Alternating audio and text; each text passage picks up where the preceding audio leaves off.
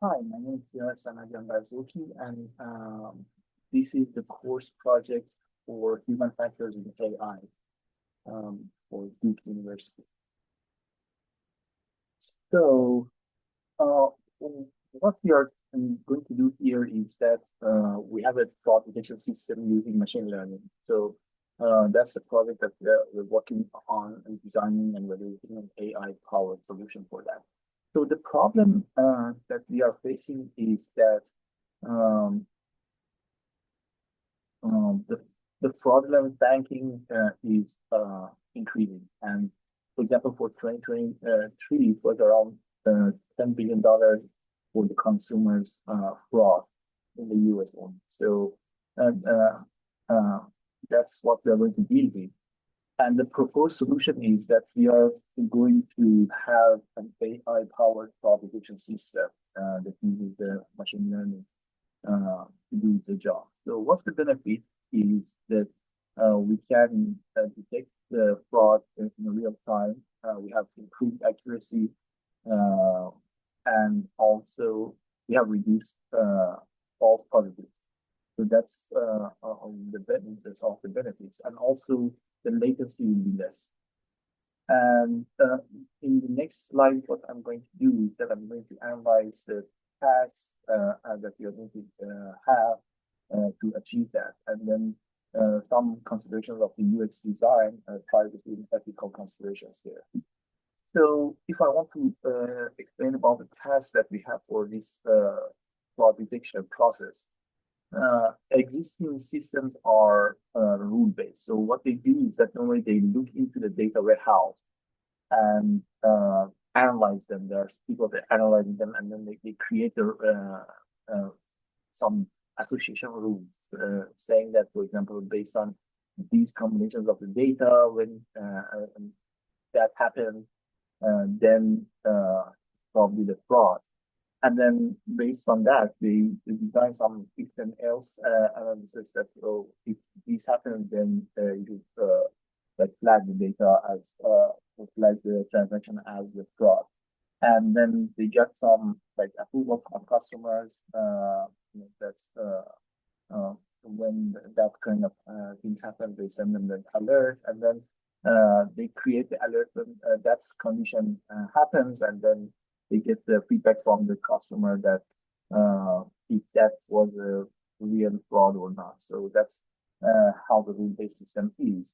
But the limitation is that the fraud schemes are getting more complex, and also this system has a high false positive rates and very slow response time to the fraud. So with all those challenges, machine learning can have a good impact, and can improve uh, both on the because it can work on a large transactional data and detect the fraud in real time. So what it can do is that we can develop a cloud-based fraud detection system that uh, learn offline from the previous transactions data that the customer had, and some aggregate data that are available from regulators and uh, uh, other stakeholders.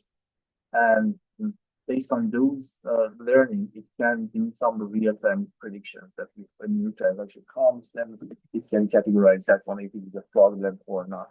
So obviously the benefits, as I mentioned, are the financial losses can be reduced, the um, customer trust can and also the other thing is that the latency will be decreased uh, to answer those kind of issues.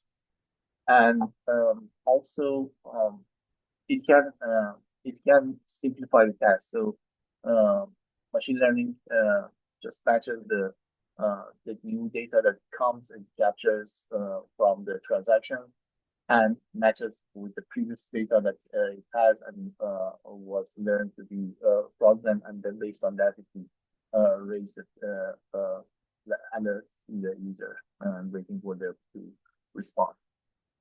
So it can be sent through different methods to the user to respond by messages or like SMS or email or both, and waiting them to based on those alerts, we're waiting them to confirm that if that was really a fraud or was not a fraud. So if they don't do actions normally, they consider because they block it by default, assuming that's it for the data for the fraudulent transaction. And if the customer feels that no, that's not the case, they can call and like report that no, for the legitimate transaction, and then they open. So as I mentioned, the process is like that. And what kind of information that are used, like user inputs, are normally the system they collect some relevant transaction details such as the amount of the transaction, time, location, merchant information, those kind of things that are normally anyways collected and sent to the bank uh, for for, uh, for satisfying the transaction anyways. Um, and the model, but there are some like model transparency that are needed. The experience design, we can consider like to provide some insights into the factors that are contributing to the fraud score, and explain that why this one was flagged and inside the email or inside the SMS, and like what are the main factors that impact the fraud score. Like for example, the person has been to like the new location that's the user has never been, and those kind of things. Or it can also communicate the uncertainty, like saying that based on the previous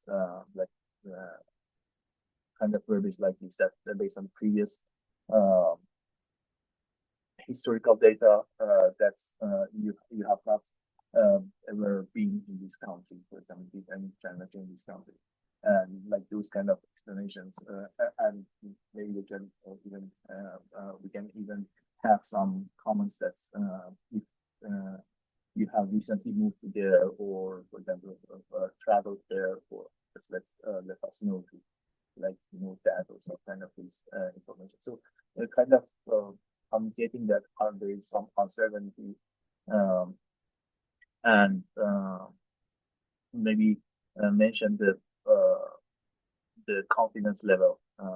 What's the confidence level that this transaction is a fraud? And provide some thresholds for the users so that they can come and adjust those thresholds.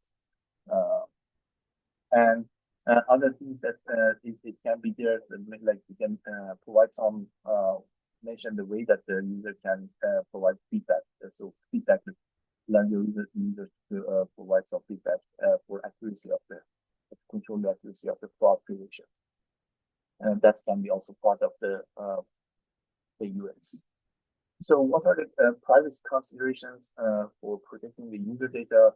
Are some kind of things that are needed are like data anonymization, knowing that, for example, if we are using the aggregate data from several users, so then we need to kind of anonymize the data that we have for each of them and use the aggregate information for decision making for the others. Or, for example, data that's sent from those transaction locations to the bank and the fraud system, it should be encrypted or the access control for the vendor.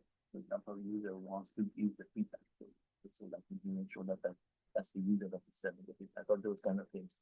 And there are some applicable privacy laws, like if, for example, we are doing the bank is doing the business internationally, then like the things like GDPR, which are for Europe, or and in general, they can have the FIPS, and like in the US, the California, it has some kind of privacy rules like CCPA and other relevant regulations that can use. And there are some compliance obligations like having strict access control policies and ensuring that like the PII information are kept confidential inside the system. Uh, Nobody has the access other than required to do their job. And there are some ethical considerations also to be considered, to make sure that the system has the fairness and transparency needed. Um, there are potential sources of bias, like historical bias. There might be some specific kind of transactions that might be marked as a problem, whereas some others were not in the data before. Or, for example, the sub-representation bias for some-specific areas or countries might be a representation bias, or some measurement bias and learning bias and deployment bias and feedback loop bias. So if you incorporate the feedback inside the decision making, then you can have feedback bias also. As we know that the goals of ethical AI are fairness, accountability, and transparency. So part of that can be handled during the communication back to the users, and other parts can be like some bias mitigation strategies, like regular monitoring for bias and retention of the system. For example, potential model issues that trains the skew and addressing those. Like if there is a data drift or concept, like for example, if there was a pandemic or people are staying now more at home or traveling more on those kind of things, they see in seasonal uh, relationship or something.